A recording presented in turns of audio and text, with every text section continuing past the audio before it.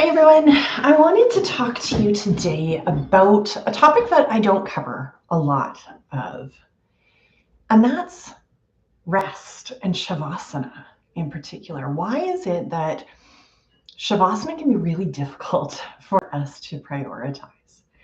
I don't know about yourself, but for me, in my own personal practice, when I'm here at home, I will find myself skipping over my Shavasana.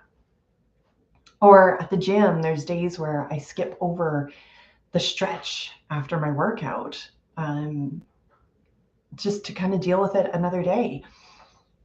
And it's interesting because we know research tells us that these rest periods after physical practice actually solidify the benefits of the physical practice. So if we don't do this rest period, we will not gain as much benefit from the physical practice than if we do the rest period. Okay? And so why is this? Well, there's a researcher out of Duke University. His name is Dr. Dan Ariely. And Dr. Dan Ariely is a behavioral psychologist. And he looks at why it is that we are able, or that we prioritize spending over saving. Why is it that we find it easier to spend our money than to save our money? And what his research has shown is that it boils down to what it is that we are able to witness, what we are able to see physically. Okay, there's something in the seeing, the act of seeing and the processing of seeing something that makes it more attractive.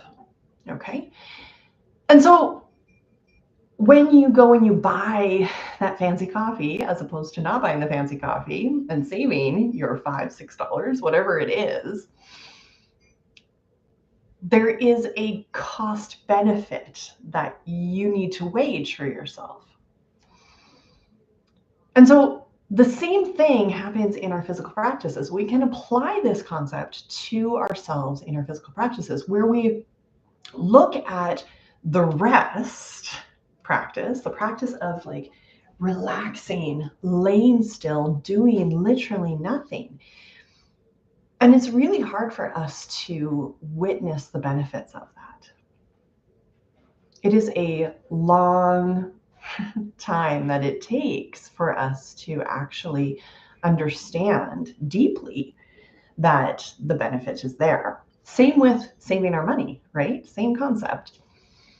And so it's a lot easier for us to put physical movement up on a pedestal because we are able to see it, we are able to witness it, we are able to watch others in this, right? Lots of people put these different practices online and share their personal practices and share their wins and all of these things.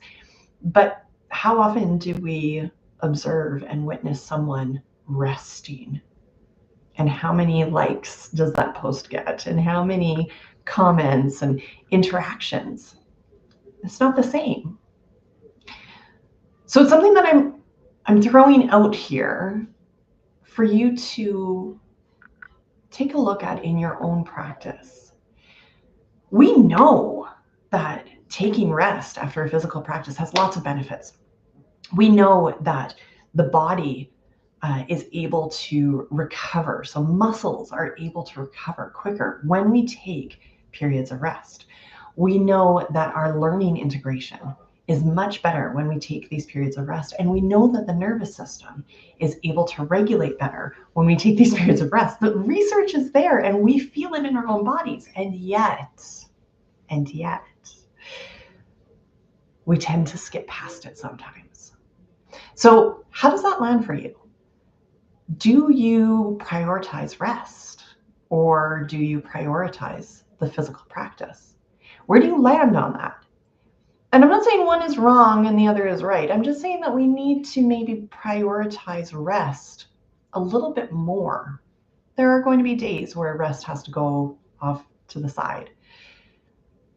But again, observing what happens in our bodies when we give ourselves the opportunity to rest and recover might actually be more beneficial than we think.